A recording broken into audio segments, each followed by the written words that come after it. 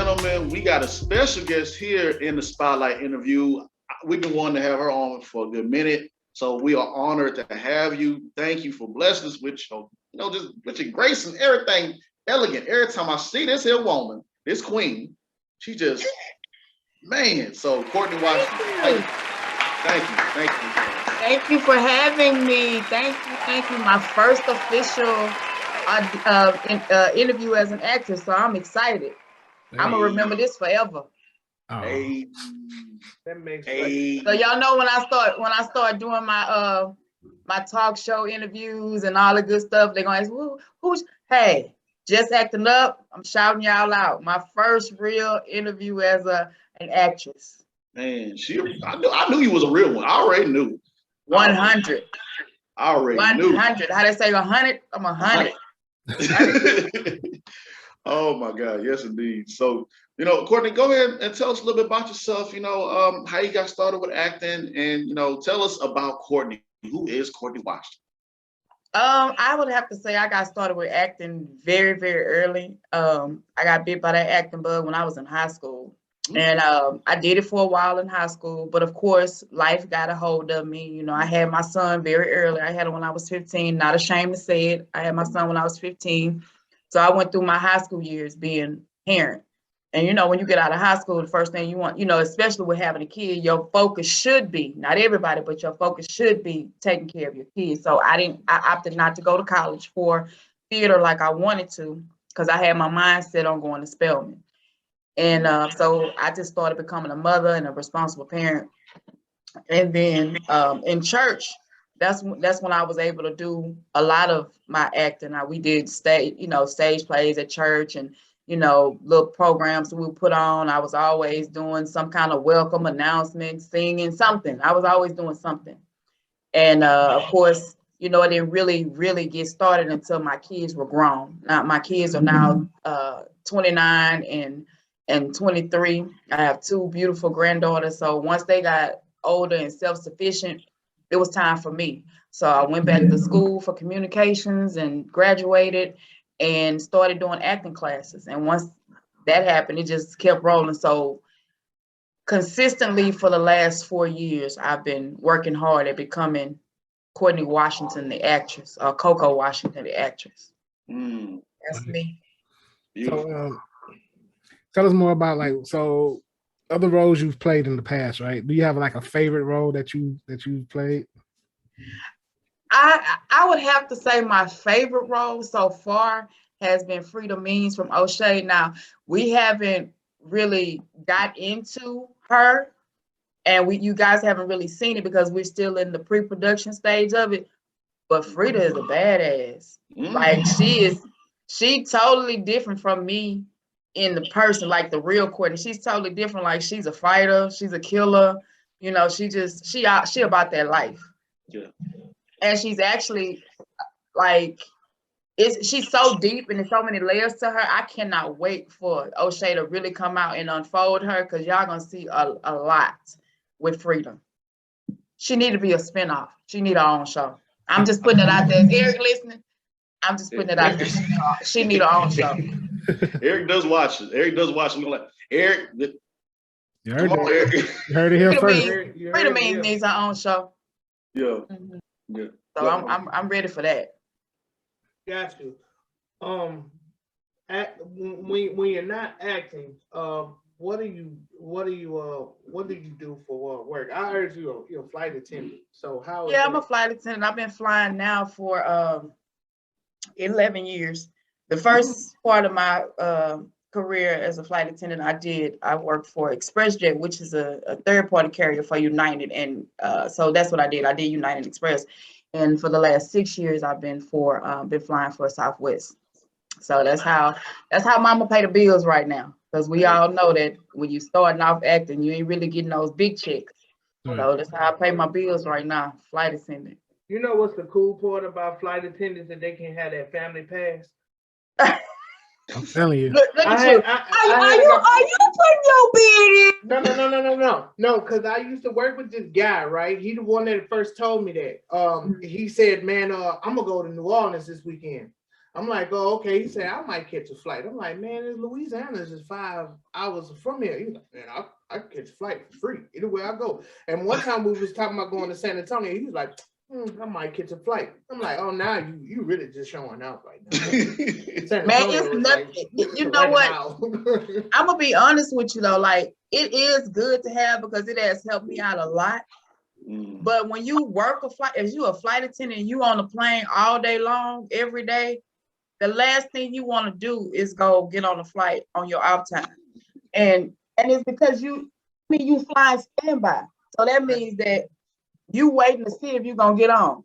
You know what I'm saying? So you standing there and you waiting to see if you're gonna get on. And then like what happens is if it's a full flight, you might get stuck between two people, you know, you sitting way in the back. It's not all that glamorous. You know what I'm saying? It's cool. Now I'm gonna tell you where it helped me out when I need to go get them quick auditions and they're a little far away. Don't worry about where I live. I'm on my way. You need me there, I'm coming. Don't worry about. No, I don't need you to pay my airfare. I'm on the way. You know, because right now, starting out, you might not get them to say, "Oh, I'm gonna fly you here." I'm gonna fly. Hey, I'm on a plane. I went to Miami one time. They didn't know that I didn't live in Miami, but I wanted to go to this audition really bad. I didn't get the role, but I still, you know, it's about connecting and getting your face out there so people know you. And I went to the audition. They told me the night before that, oh, we selected you to come for the audition, blah, blah, blah. I was like, okay, I'm coming. I got on that plane, went to Miami, rented a car. I did all this stuff, got to the audition. They said, we're so glad you came, and blah, blah, blah, blah. I said, yeah, I came from here. They like, Houston? I said, yeah, you don't live here? I was like, no. I say, so maybe that might have shot me in the foot because I didn't live there, but it helps. You know what I'm saying? The benefits definitely helps. Yeah, get that experience and everything. My first flight was actually a Spirit. I won't do that again. Oh, I'm sorry. I'm so sorry. I'm like 6 even. Oh, 5. Oh, I'm so sorry. You're just like the closest thing to Soul Plane to me. It really is. I almost pulled the hamstring sitting in those little tight seats. So, but you know, Spirit serve its purpose because you know they got some of the cheapest flights ever. You need to get that real quick, real cheap. You might be uncomfortable and you might pay for everything else, but you're gonna get a cheap seat. Right. Don't you ask for a soda? Don't ask, you might not. You shouldn't even ask to go to the restroom because the minute they're gonna start charging you to go use the restroom. So, my God, what? I'm just saying they charge you for everything. Oh my God, they trying to get every little expense out of you. Oh my God, everything. Even if you choose, I think if you buy the seat for like $50. You know, you buy the ticket for $50. When you go in to choose your seat, they charge you another fee to choose your seat. Yeah, that's what my brother-in-law told me. They nickel and dime you. They nickel and dime you. Yeah, they really do. So my gosh, man. Shout out to Spirit. Sorry, Spirit. They want Southwest. I'm sorry. Oh man. So speaking of nickels and dimes and knowing the price is right. Somebody was on there. Tell us who was on The Price is Right. I was on Price is Right about let's see, maybe 4 or 5 years ago. I can't even really remember when, but it was for one of my birthdays. And me and my girlfriends, we took a trip to LA. It was me and another girl birthday. We took a trip to LA, and it was like, we want to go get on The Price is Right. And I was like, okay, cool, we can go to The Price is Right. I didn't know that I was going to actually get called down, but what they do is a whole process. It's weird because when you look at it on TV, it looks like a big studio, like it's like massive, but it's not. It's really small, and they just make it look like that. But you go through a whole interview process. So I was like, y'all, when they interview us, you got to be real upbeat, real quirky, and you know what I'm saying, you got to really be in their face. So I did all that. I was like, oh, my name is Courtney Washington, you know, just like Punky Brewster, just real spunky, right? Right. And my friend said, I saw them write your name down or something. I said, I ain't see. But she said, they don't call you down. They don't call you down. So we sitting in the audience. You're the Courtney Washington. You're the next. And it's like, you don't think that you're going to do it, but just like you see them people running people over, knocking them down and trying to get through the aisle, that was me. I was like, what? I'm running and knocking people down, trying to get down there. So I got down there and And so they asking for the bid. I got the bid twice. So, you know, watching Price is Right, you see people either gonna say $2,500, $1. So that's what I did. I get called up. I just wanted to spin the wheel one time. I ain't even get to spin the wheel, man. I just wanted to spin it one time. But they did give me a prize, $300 just for being on. It came after the show was aired or whatever, but it was an experience. I enjoyed it. That was one of my better birthdays. I had a funky good time. It was nice though. That was the first time I actually saw how they put a show together, because I had never seen behind the scenes how they flipped the staging, the people over here with the cars saying applaud. You know, that was the first time I had ever seen how you actually put a show together, the technical side of it. So it was real cool. Nice. So tell me, like, what have you learned from like some of the directors that you worked with throughout your career? Like, have you picked up anything? Well, I've not been directed by her, but I've been coached by her, and her name is Charnel Brown. You know, Kimberly Reese from Different World. Yeah. And the one thing she told me was acting is 90% business and 10% acting. You have to know how to do it all, write, act, direct, produce, because you're not going to always get the role. So in my career so far, I've just been acting, but I've started doing a little casting. I've actually done some of the sound. I've done, so I actually have written my own script, and it's ready. It's like a full 70-page script. I actually had a co-writer with me on it. I created the story and I had a co-writer, but initially I wanted it to be a play, but it's so deep and so many entities to it that I don't want to do it as a play anymore.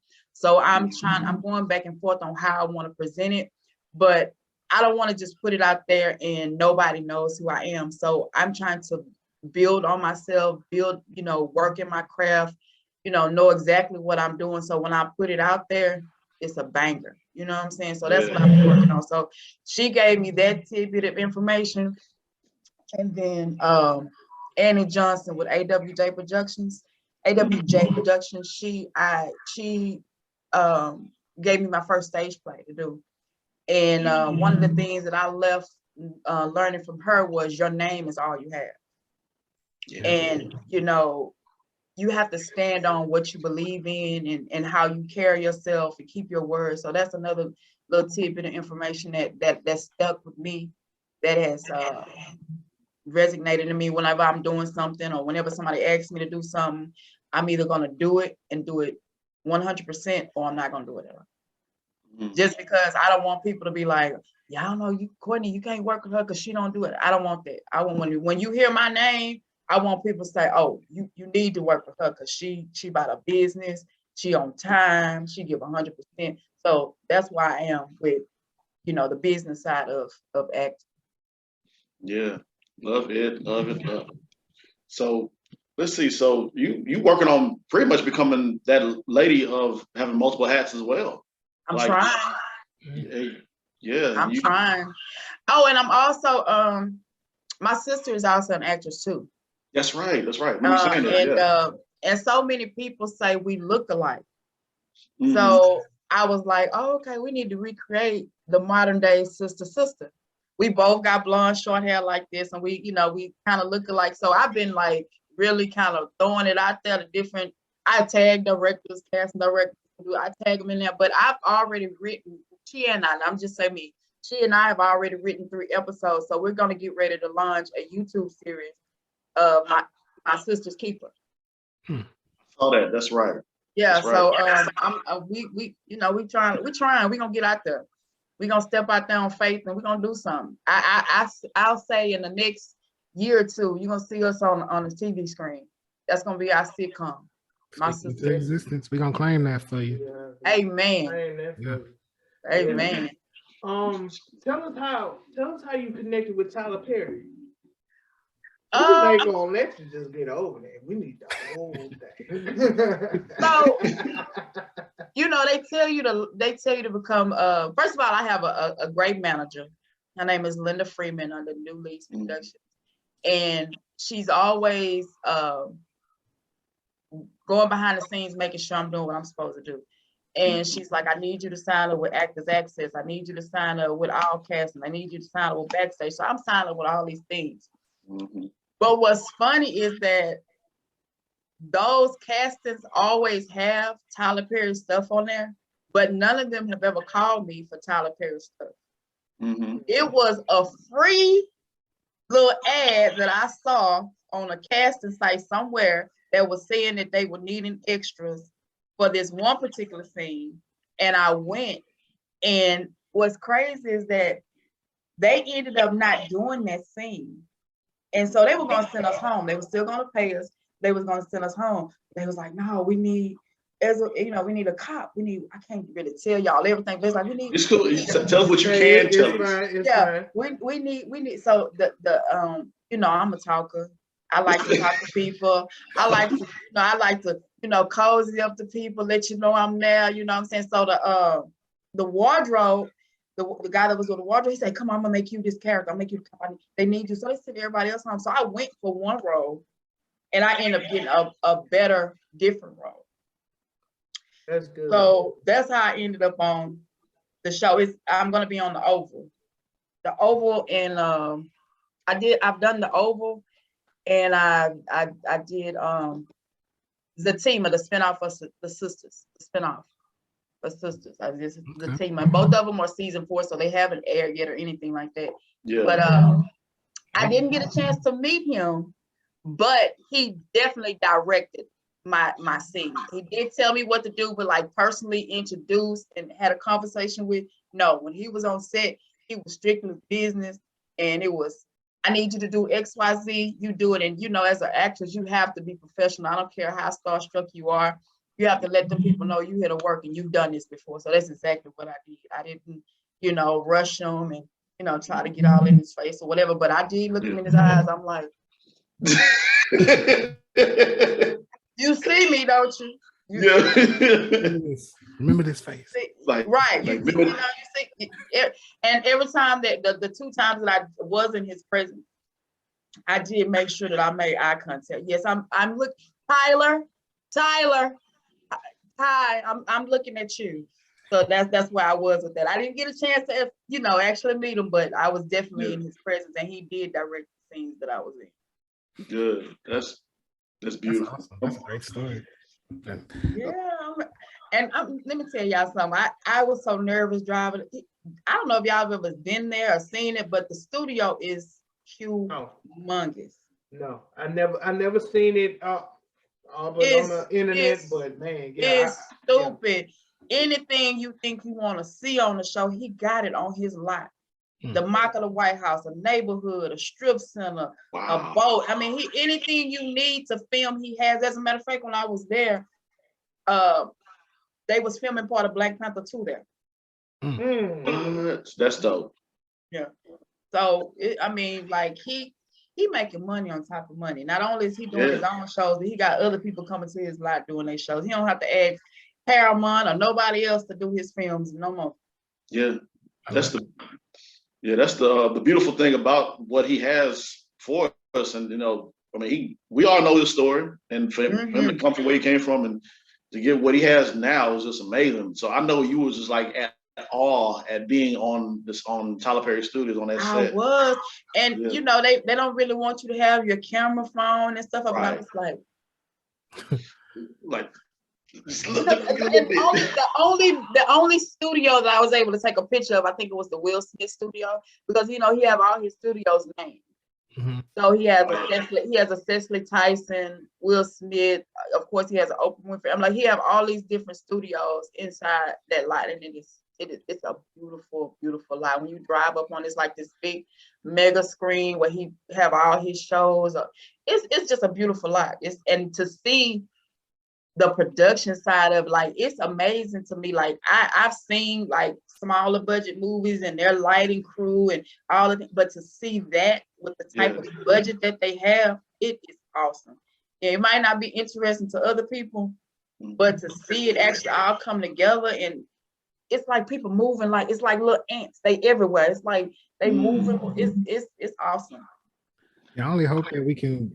I would like for us to get a studio out here in Houston. It would be nice. I know. I don't know if y'all know Man Robinson, but he's building him a studio in Atlanta as well. Oh wow. And yeah, I don't know, to how large it's gonna be, but he's building him one as well. So I think that that's the new thing for people, to build them a studio, so that they don't have to ask anybody else to produce and their movies, because it's I guess maybe cost effective. It would be better to have your own, but I agree. Houston should have one. We should. What y'all waiting on? What we waiting on? Oh, Yeah. we gonna get We're that. working too. Hey, trust we working. we all working. I mean, we working. See, look, see, that's why I like Courtney. She gonna share, but she gonna ask some questions. She gonna like, what? This is a different. She is now the interviewer. Yeah, what y'all waiting on? Like, what y'all doing? I need to put my show at y'all studio.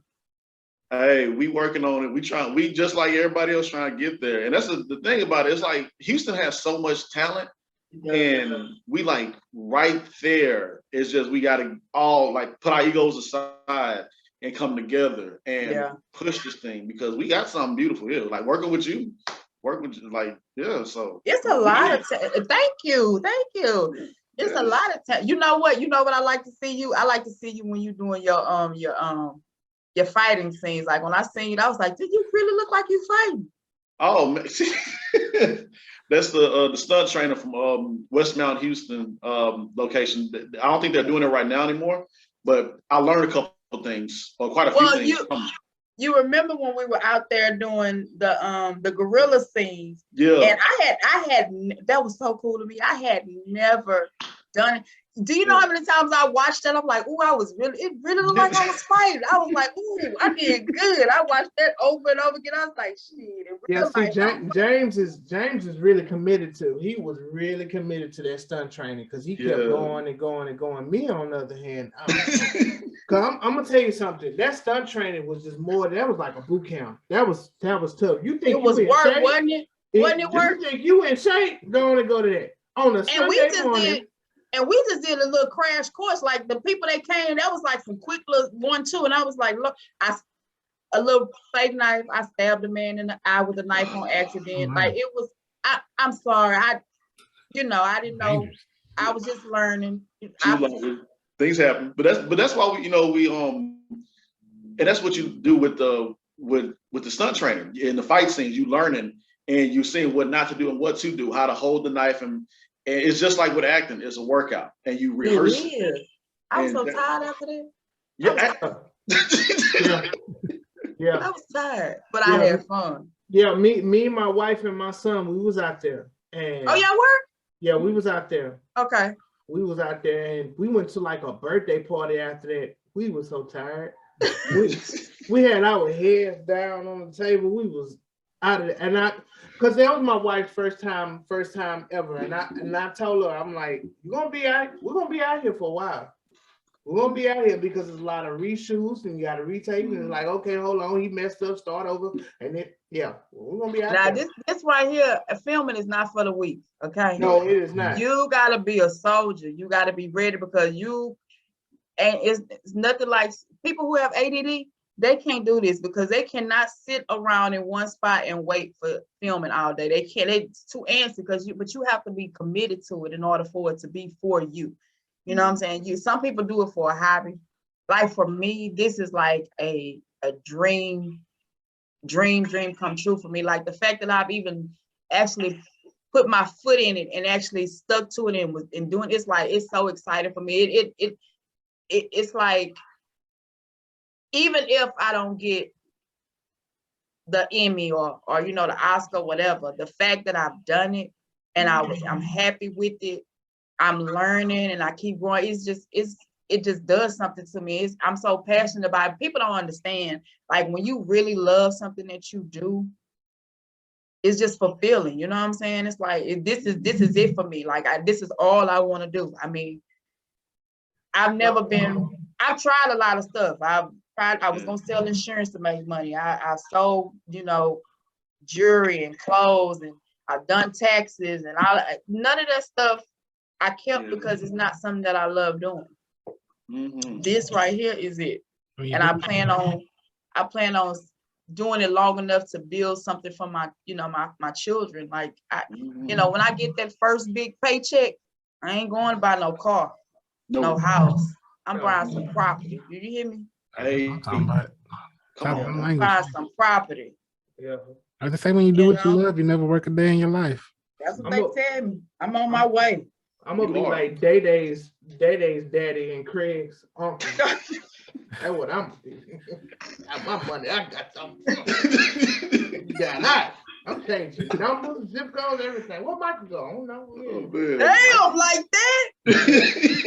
Why not for y'all? This is some certain people. Oh, your time is coming.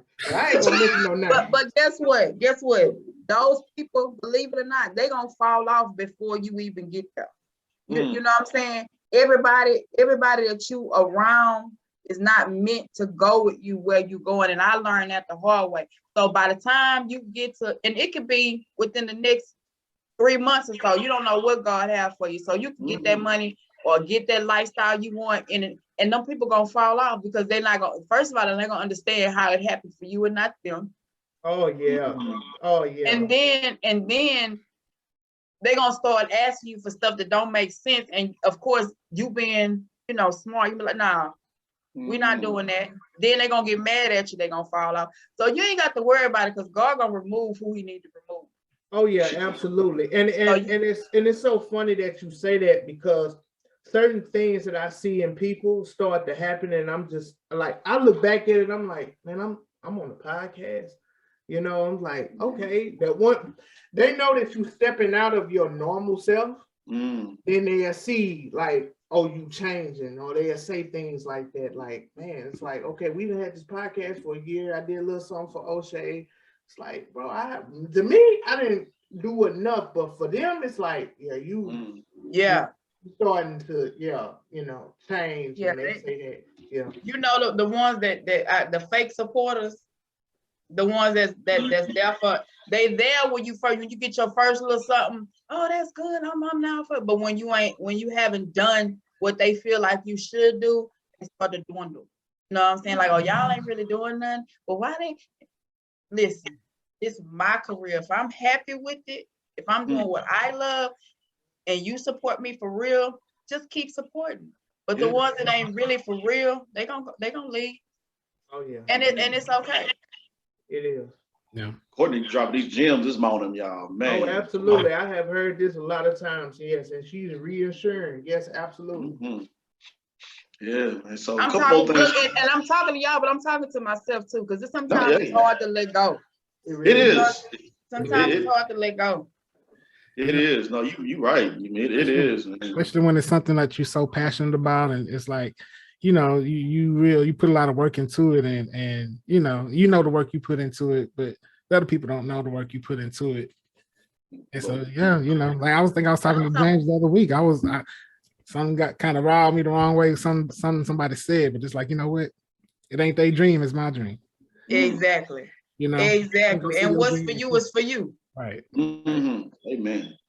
Man, so just a couple more things, Courtney, and we're gonna get you out of here. I know you gotta get you mentally get it going. So since we know that you're a flight attendant, who have you met anybody famous while being a flight attendant? Have you? Or I've met a couple of people. I've met Kim Burrell.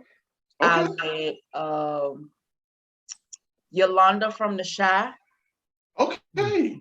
I've met Breely Evans. You know who that is, right? Breely Evans. I've met oh my God, I cannot remember this man's real name, but he played Brumman on Martin. Reginald Ballard. him. Reginald Ballard. Yeah, he lives in Houston. Yeah. I've met Lamont Rucker. Okay. Right. I've met Jerry Rice. Oh. Yeah, I even took a picture with him. My daddy was so excited. He was so excited.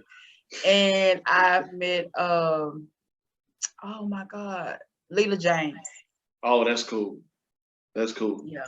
Very good. Very good singer. Very good. I like it. One last question for me is so tell me about one of your most challenging characters that you portrayed and what made it challenging and how did you approach it? Okay, this is not to be cocky before I say this, but I haven't had a role yet that challenged me. Okay. Gotcha. Now I have an upcoming film that I've just been given, and the role is the neighborhood fiend. So I've never done that type of role before. So we're gonna see what that plays like. So that might be my most challenging role yet. Only because like when I do have a role, I try to do it 100%. And I've never I'm not gonna say I've never been around one, been around a crackhead or a dope fiend, whatever you want to call it. I'm not gonna say that I've seen them on the street, but when I do it, I want it to look so real that you think I'm one. So I don't know how that's gonna play out. So I'm doing my research. I'm gonna be studying real hard to make it look real, So we're gonna see how that. And what's crazy is that the role that I went for is a role that I've done before. It was a madam of a house. Yeah. Right. And I played a madam in a play. I made female pimp, whatever you want to call it, madam, whatever. I've done that before. And I was like, I could do it, you know what I'm saying? And I read it, she was like, oh, you did really good. I like, you did good. But she called me, she said, I've seen you do this and blah, blah, blah, blah. She said, let's stretch you. I was like, okay, I'm with it. You can stretch me. What you want to do? She's like, I want to put you in a role as da-da-da. I was like, okay, I'll take it. I'll do that because, I'm all about changing it up, doing something different. As a matter of fact, I need to learn how to change my voice. I've been trying. I can't keep it long enough to say, like, I might start off with a different accent or then I go back to Courtney. I want to learn, and it's hard. Yeah, it takes time. I want to sound different every time, but I hate to hear myself talk. So really, I hate my voice. I hate my voice too. Ugh.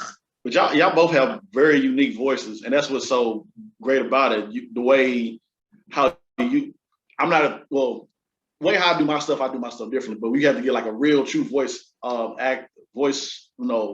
director, and then to help you bring that out. That's what I heard. But I think both of y'all be very, very damn good. Because I want to do some of these voiceovers. I want to do children's movies. I want to do all that. But I'm like, he's like, you say. First of all, if you ever go up north, they always tell me I'm country. But I'm like, I don't really feel like I'm country. Like, I don't hear the twang. Like, when I think about country, I think about people from like Kentucky, and that's what I think about when people say I'm country. I'm like, I'm not country. I might have a little, ebonics to my speech, or a little ghetto to my speech, but I don't hear no country. See, that's your issue. My issue is that every time when I'm on the phone with someone, whether it's customer service, they say, yes, ma'am, no, ma'am. And I'm like, nah, this is a dude. And one dude just plainly just say, Michelle. He just called me Michelle out the blue. I hung up. You don't sound like no woman. I said, man, you tripping. And I just hung up. You don't sound like no woman. I was asleep too. I woke up. I said, man, I'm gonna like, no. But you say, well, I don't know who they playing with. I don't know who they playing with today. No. Man. You don't sound like no woman though. No. Well, before we get you on up out of here, because I know you're pressed for time, could you tell everybody where they can follow you at? Yes, I am on Instagram. I am classy Coco _36. On Facebook, it's just my name, Courtney Washington. I also have an actress page on Facebook, which is Coco Washington. Mm-hmm. I do have a Snapchat, but I'm not up on it, so I don't really do it. I don't really know how to, work the chat. My daughter's trying to teach me, but I don't really be paying attention, and so we'll work on that later. But as of right now, those are IG and Facebook is where I'm mostly. So Classy Coco _36 on Instagram, and then on Facebook it's just my name, Courtney Washington or Coco. Man, Courtney, many blessings to you and your family. I already know you're gonna go far. Like your energy and everything, like it's everything. I'm like you have it. So keep doing it. We're gonna work together real soon again. And Yes. and we're gonna when we do fight scenes, I got you. Don't worry. I'm gonna make sure that you look good. Look, and my thing is that I might start fighting for real. So in real life, I don't want it to be so real where I actually hit somebody. So they're gonna have to show me how not to be real, how not to fight for real. Yeah. I'm like, listen, if I get a little angry on can you imagine being in character and you for real, man, you 100% in that, and you have to do a fight scene, somebody might get hit for real. Oh yes. Oh, trust me, we heard some stories. Like he can only oops one. We got one more time to oops and hit me in the face. Oh man. Well, all right, y'all. I thank y'all so much for having me. I'll never forget this. This is gonna be. I'm telling y'all gonna be hearing me on these interviews, and they'll be, well, who first? Just acting new. Mike James. Oh. They put me on their podcast. Man, girl, don't make us blush now. Don't make us blush. All right, now you have a good one. Now be safe, and we'll see you soon. All right, thank you. Y'all be good. All right, now. Bye-bye. Bye.